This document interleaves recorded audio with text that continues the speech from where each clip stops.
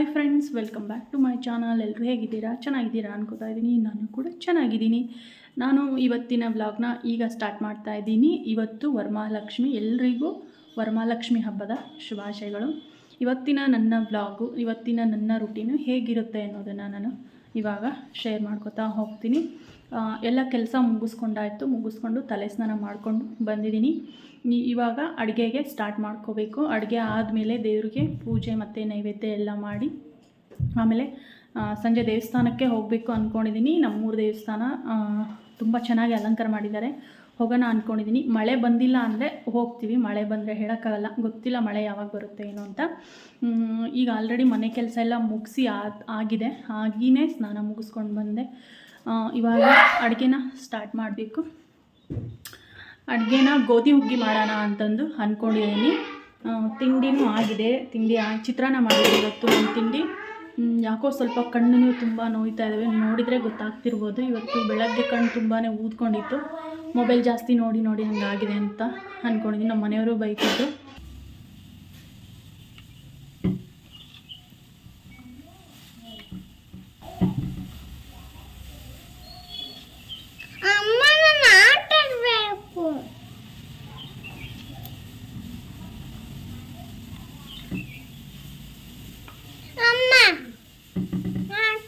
ಸ್ನಾನ ಮಾಡಿ ಆಟ ಆಡ.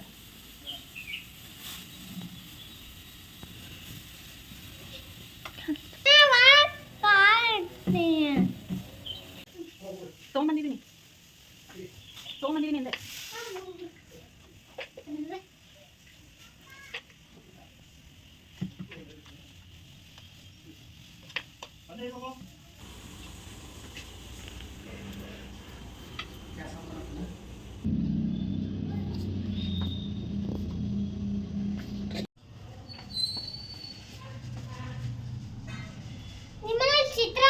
ನಮ್ಮ ಚಿತ್ರಾನ್ನ.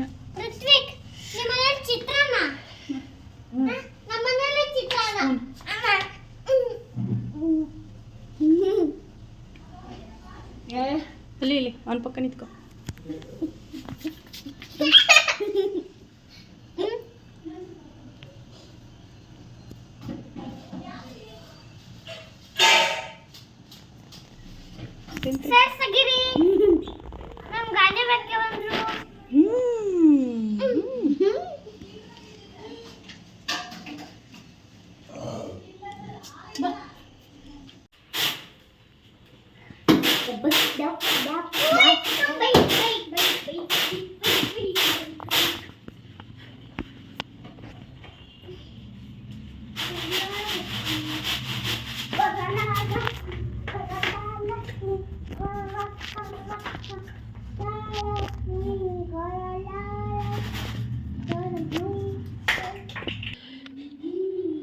ಫ್ರೆಂಡ್ಸ್, ಗೋಧಿ ಹುಗ್ಗಿ ಮಾಡೋದಕ್ಕೆ ಇದು ಉತ್ತರ ಕರ್ನಾಟಕದಲ್ಲಿ ಭಾಳ ಫೇಮಸ್. ಗೋಧಿ ಹುಗ್ಗಿ ಫಂಕ್ಷನ್ಗಳಿಗೆಲ್ಲ ಮಾಡ್ತಾರೆ. ಇಲ್ಲಿ ನೋಡ್ತಿರ್ಬೋದು. ಇದು ಗೋಧಿನ ಪಾಲಿಷ್ ಮಾಡಿರೋದು, ಅಂದರೆ ಮೇಲ್ಗಡೆ ಸಿಪ್ಪೆ ಇರುತ್ತಲ್ಲ ಅದನ್ನು ತೆಗೆದಿರೋದಿದು. ಇಲ್ಲಿದೆ ನೋಡಿ, ಇಡೀ ಗೋಧಿ ಇದು ಪಾಲಿಷ್ ಮಾಡಿರೋದಿದು. ಇದರ ಮೇಲಿನ ಸಿಪ್ಪೆನ ತೆಗೆದು ಪಾಲಿಷ್ ಮಾಡಿರ್ತಾರೆ. ಈಗ ಇದನ್ನು ಚೆನ್ನಾಗಿ ಕುದಿಸ್ಬೇಕು. ಇದು ಒಡೆದೋಗೋವರೆಗೂ ಕುದಿಸ್ಬೇಕು. ಗೋಧಿ ಎಲ್ಲ ಚೆನ್ನಾಗಿ ಬೇಯಬೇಕು. ಇದು ಜಾಸ್ತಿ ಹೊತ್ತು ಬೇಕಾಗುತ್ತೆ ಬೇಯೋದಕ್ಕೆ. ಇದನ್ನು ಇವಾಗ ಕುದಿಸೋಕ್ಕೆ ಇಡ್ತೀನಿ ನಾನು.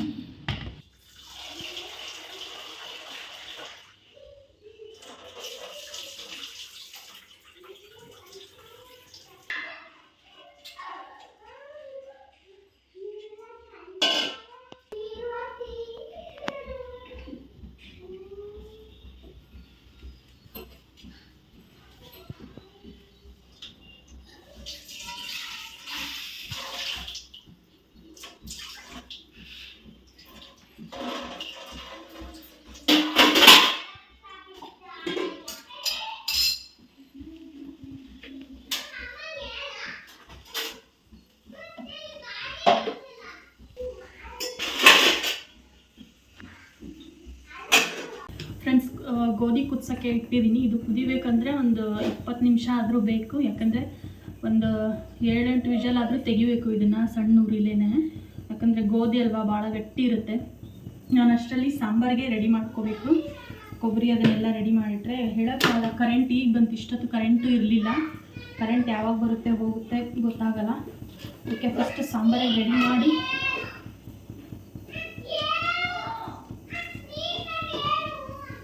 ಏನು ಮಾಡ್ತಿದ್ಯಾ ಸಿಷ್ಟ? ಫ್ರಿಜ್ಜಲ್ಲಿಟ್ಟರೆ ಕೊಬ್ಬರಿ ಹಿಂಗೆ ಗಟ್ಟಿ ಆಗ್ಬಿಡುತ್ತೆ, ತುರಿಯೋಕ್ಕೂ ಆಗಲ್ಲ. ಅದಕ್ಕೆ ಪೀಸ್ ಮಾಡ್ಕೊಳ್ಳೋಣ ಅಂತ ಮಾಡ್ತೀನಿ.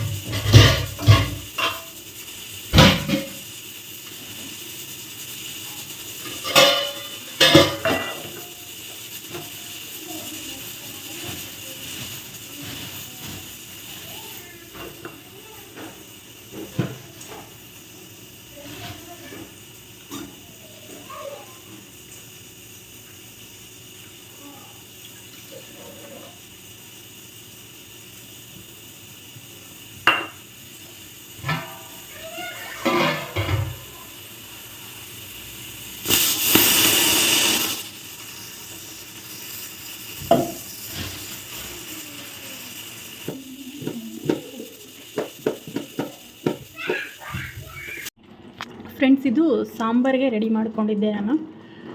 ಏನೇನೆಂದರೆ ಶುಂಠಿ, ಬೆಳ್ಳುಳ್ಳಿ, ಮೆಣಸಿನ್ಕಾಯಿ, ಈರುಳ್ಳಿ, ಕರಿಬೇವು, ಕೊತ್ತಂಬರಿ, ಧನಿಯಾ ಕಾಳು, ಕೊಬ್ಬರಿ ಮತ್ತು ಟೊಮ್ಯಾಟೊ ಇಷ್ಟು ಹಾಕಿ ಫ್ರೈ ಮಾಡ್ಕೊಂಡಿದ್ದೀನಿ. ಮಸಾಲೆ ಎಲ್ಲ ಹಾಕಿ ಇದನ್ನ ಮಿಕ್ಸಿಗೆ ಹಾಕಿ ಒಗ್ಗರಣೆ ಕೊಡಬೇಕು.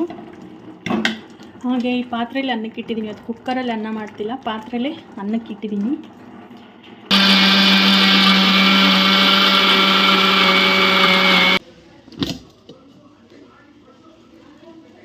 ಫ್ರೆಂಡ್ಸ್, ಸಾಂಬಾರದು ಮಸಾಲೆನ ರುಬ್ಬಿದ್ದೀನಿ. ತುಂಬ ಚೆನ್ನಾಗಿರುತ್ತೆ ಈ ಥರ ಸಾಂಬಾರು ಮಾಡಿದ್ರೆ, ಘಮ್ ಅಂತ ಇದೆ. ಇವಾಗ ಇದಕ್ಕೆ ಹುಣಸೆ ಹಣ್ಣಿನ ನೀರು ಹಾಕಿ ಒಗ್ಗರಣೆ ಕೊಟ್ಟರೆ ಮುಗೀತು. ಆಮೇಲೆ ಗೋಧಿ ಪಾಯಸ ಮಾಡೋದನ್ನು ತೋರಿಸ್ತೀನಿ ನಾನು. ಒಂದು ಸಾಂಬಾರು ರೆಡಿ ಆಯಿತು. ಹಾಗೆ ಇವಾಗ ಬೆಲ್ಲ ಒಂದು ಜಜ್ಕೋಬೇಕು ಫ್ರೆಂಡ್ಸ್. ಗೋಧಿ ಹುಗ್ಗಿಗೆ ಬೆಲ್ಲನ ಜಜ್ಬೇಕು. ಇವಾಗ ಬೆಲ್ಲ ಜಜ್ಜೋದೇ ಒಂದು ದೊಡ್ಡ ಕಷ್ಟ, ಯಾಕಂದರೆ ಮೇಲೆ ಮಾಡ್ಕೊಡ್ತೀನಿ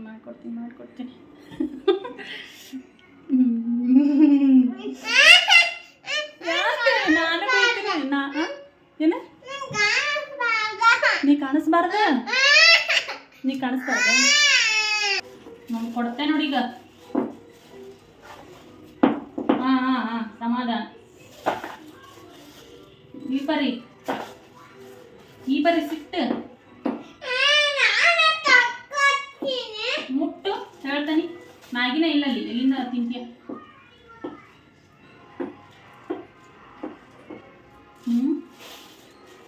ಎಲ್ಲಿಂದ ತಿಂತೀಯ ಮಗನೇ? ಇಲ್ಲೋ ಪುಟ್ಟ, ಏನ್ ತೋರಿಸ್ಲಿ? ಕೆಳಗ ಬಟ್ಟೆ ಕೊಡಿ. ಇನ್ನೊಂದು ಜಾಸ್ತಿ ಸೌಂಡ್ ಅದಲ್ಲ ಆರೆಂಜ್ ಸೌಂಡ್ ಜಾಸ್ತಿ ಬರ್ತೈತೆ. ಅದು ಬೆಲ್ಲ ಜಜ್ಜತಿ ಉಂಜಿತ ಹಂಗೆ ಮಾಡ್ತಿ.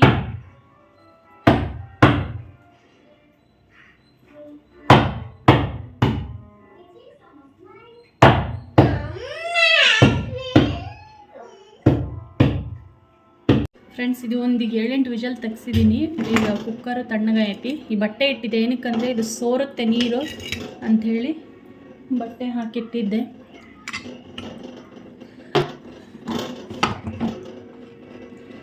ನೋಡಿ, ಗೋಧಿ ಎಲ್ಲ ಕುದ್ದಿದೆ. ಇದು ಹೌದಾ, ನೋಡ್ತಿರ್ಬೋದು. ಫುಲ್ ನೋಡಿ, ಈ ಥರ ಕುದಿಬೇಕು. ಇದು ಗೋಧಿ, ಇಡೀ ಗೋಧಿ ಕುದ್ದು ಈ ಥರ ಆಗಿದೆ. ಈಗ ಇದಕ್ಕೆ ನಾವು ಈಗ ಬೆಲ್ಲ ಸೇರಿಸ್ಬೇಕು. ಬೆಲ್ಲ ಸೇರಿಸಿ ದ್ರಾಕ್ಷಿ, ಗೋಡಂಬಿ, ಬೇಕಂದರೆ ಒಣಕೊಬ್ಬರಿ ಹಾಕ್ಕೋಬೋದು. ಕೆಲವೊಬ್ರು ಏನು ಮಾಡ್ತಾರೆ, ಉತ್ತತ್ತಿ ಹಾಕ್ತಾರೆ, ಗಸಗಸೆ ಹಾಕ್ತಾರೆ. ನೀವು ಏನಾದರೂ ಹಾಕ್ಕೋಬೋದು ಇದಕ್ಕೆ.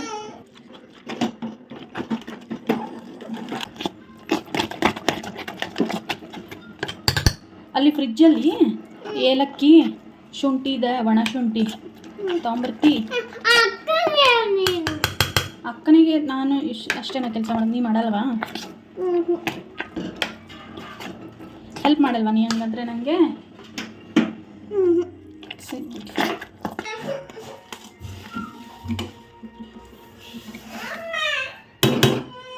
ಫ್ರೆಂಡ್ಸ್, ಇದಕ್ಕೆ ನಾವು ಗೋಧಿ ಎಷ್ಟು ತೊಗೊಂಡಿರ್ತೀವೋ ಅಷ್ಟು ಬೆಲ್ಲನ ಸೇರಿಸ್ಬೇಕು.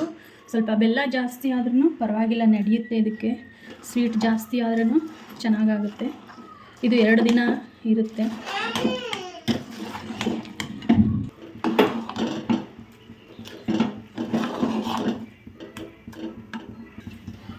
ಫ್ರೆಂಡ್ಸ್, ಗೋಧಿ ಹುಗ್ಗಿ ಇದು ಕುದಿಯೋಕ್ಕೆ ಸ್ಟಾರ್ಟ್ ಆಯಿತು. ಬೆಲ್ಲ ಎಲ್ಲ ಕರಗಿ ಕುದೀತೈತೆ. ಸ್ವಲ್ಪ ನೀರು ಹಾಕಿ ಇನ್ನೂ ಗಟ್ಟಿಯಾಗುತ್ತೆ. ಇದು ಕುದೀತಾ ಆರಿದ ಮೇಲೆ ಇನ್ನೂ ಗಟ್ಟಿಯಾಗುತ್ತೆ. ಇವಾಗ ನಾನು ಅದಕ್ಕೊಂದು ಸ್ವಲ್ಪ ಒಣ ಕೊಬ್ಬರಿನ ಹಾಕ್ತಿದ್ದೀನಿ, ತುರಿದ್ಬಿಟ್ಟು. ಚೆನ್ನಾಗಾಗುತ್ತೆ ಒಣ ಕೊಬ್ಬರಿ ಹಾಕೋದ್ರಿಂದ. ಸ್ವಲ್ಪ ಒಣ ಕೊಬ್ಬರಿನ ಹಾಕಿದ್ದೀನಿ. ಗಸಗಸೆ ಹಾಕ್ಕೋಬೋದು, ಡ್ರೈ ಫ್ರೂಟ್ಸ್ ಹಾಕ್ಬೋದು. ಬಟ್ ಇವರು ನಮ್ಮವ್ರು ತಿನ್ನಂಗಿಲ್ಲ ಅನ್ನೋದಕ್ಕೋಸ್ಕರ ನಾನು ಹಾಕ್ತಿಲ್ಲ. ಗೋಡಂಬಿ, ದ್ರಾಕ್ಷಿ ಹಾಕಿದ್ರೆ ಸ್ವೀಟ್ ಮಧ್ಯ ಹುಳಿ ಬಂದಂಗೆ ಆಗುತ್ತೆ. ಅದಕ್ಕೆ ನಾನು ಹಾಕಲ್ಲ ಅದನ್ನ. ಈಗ ಬೇಕಾದರೆ ಗೋಡಂಬಿ ಹಾಕೋಬೋದು. ಏಲಕ್ಕಿ ಶುಂಠಿ ಪುಡಿ ಮಾಡಿ ಹಾಕ್ತಾಯಿದ್ದೀನಿ, ಒಣಶುಂಠಿ ಮತ್ತು ಏಲಕ್ಕಿ ಪುಡಿ. ಇದಕ್ಕೆ ಹಾಲು ತುಪ್ಪ ಹಾಕ್ಕೊಂಡು ತಿಂದರೆ ಚೆನ್ನಾಗಿರುತ್ತೆ. ಹಾಗೆ ತಿಂದರೂ ಕೂಡ ಚೆನ್ನಾಗಿರುತ್ತೆ.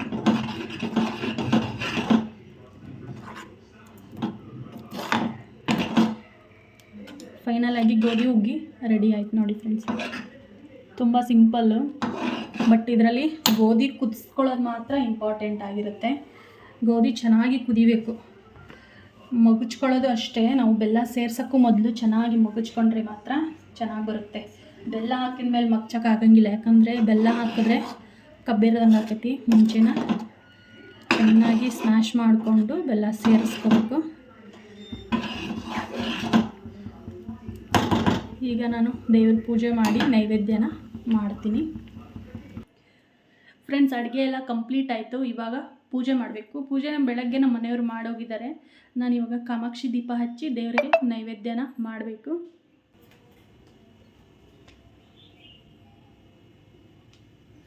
ಚೆನ್ನಾಗುತ್ತೆ ಸ್ಮೆಲ್.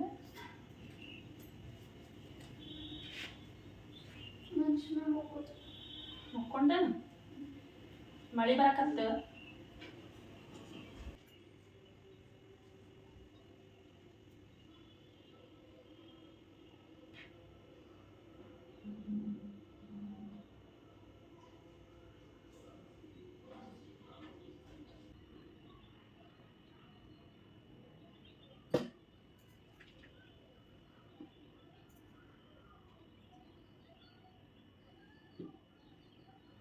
ಪೂಜೆ ಮುಗಿಸಿದೆ. ನಾವು ವರಮಹಾಲಕ್ಷ್ಮಿ ಹಬ್ಬನ ಮಾಡಿಲ್ಲ, ಸಿಂಪಲ್ಲಾಗಿ ಶುಕ್ರವಾರ ಪೂಜೆ ಹೇಗೆ ಮಾಡ್ತೀವೋ ಹಾಗೆ ಮಾಡಿದ್ದೀನಿ ಇವತ್ತು.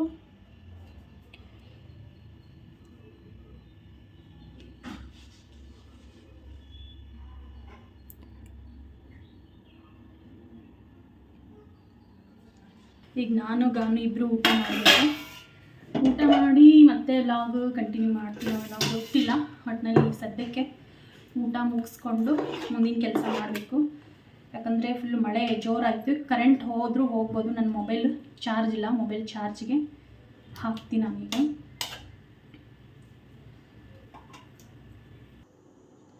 Hi friends, welcome back. ನಾನು ಮತ್ತೆ ಸಂಜೆ ಈಗ ಈವ್ನಿಂಗು ಸೀರೆ ಉಟ್ಕೊಂಡು ರೆಡಿಯಾಗಿದ್ದೀನಿ. ದೇವಸ್ಥಾನಕ್ಕೆ ಹೋಗ್ತಾಯಿದ್ವಿ. ದೇವಸ್ಥಾನಕ್ಕೆ ಹೋಗಿ ಹಾಗೆ ಫ್ರೆಂಡ್ಸ್ ಮನೆಗೆ ಕುಂಕುಮಕ್ಕೆ ಹೇಳಿದ್ರು.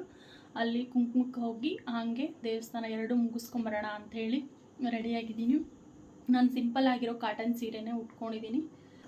ದೇವಸ್ಥಾನಕ್ಕೆ ಹೋದ್ಮೇಲೆ ಅಲ್ಲಿ ವೀಡಿಯೋ ಮಾಡ್ಕೊಂಬರೋದಾದರೆ ಮಾಡ್ತೀನಿ. ರಶ್ ಇದ್ದರೆ ಹೇಳೋಕ್ಕಾಗಲ್ಲ, ಮಾಡೋಕ್ಕಾಗುತ್ತೋ ಇಲ್ವೋ ಅಂತ ಗೊತ್ತಿಲ್ಲ. ಹಾಗೆ ನಾನು ಫ್ರೆಂಡ್ಸ್ ಮನೆಗೂ ಕೂಡ ವೀಡಿಯೋ ಮಾಡಲ್ಲ. ಕುಂಕುಮ ಇಸ್ಕೊಂಡು ಹಾಗೆ ದೇವಸ್ಥಾನಕ್ಕೆ ಹೋಗಿ ಬರ್ತೀವಿ. ಬಂದಮೇಲೆ ನೋಡ್ತೀವಿ. ವೀಡಿಯೋನ ಕಂಟಿನ್ಯೂ ಮಾಡೋದಾದರೆ ಮಾಡಿ.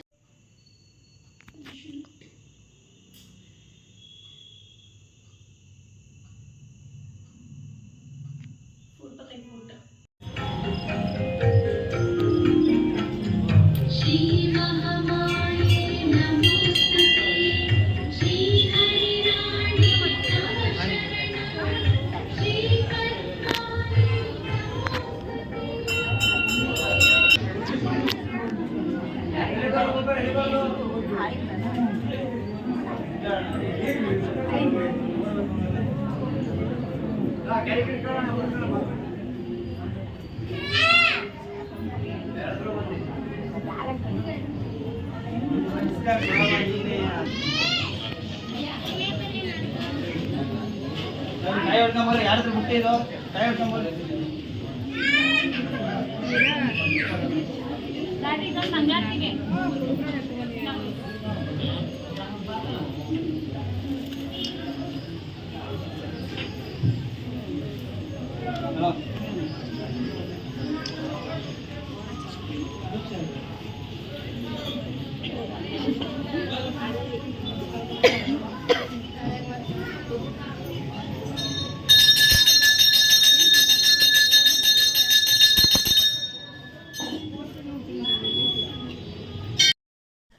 ಫ್ರೆಂಡ್ಸ್, ಇದಿಷ್ಟು ವರಮಹಾಲಕ್ಷ್ಮಿ ಹಬ್ಬದ ಫ್ರೈಡೇ ನನ್ನ ವ್ಲಾಗ್ ಆಗಿತ್ತು. ಸಿಂಪಲ್ ವ್ಲಾಗು, ಅದನ್ನೇ ನಾನು ಇವಾಗ ನಿಮ್ಮ ಜೊತೆ ಶೇರ್ ಮಾಡ್ಕೊಂಡಿದ್ದೀನಿ. ಈ ವಿಡಿಯೋ ಇಷ್ಟ ಆದರೆ ಒಂದು ಲೈಕ್ ಮಾಡಿ, ಹಾಗೆ ಶೇರ್ ಮಾಡಿ.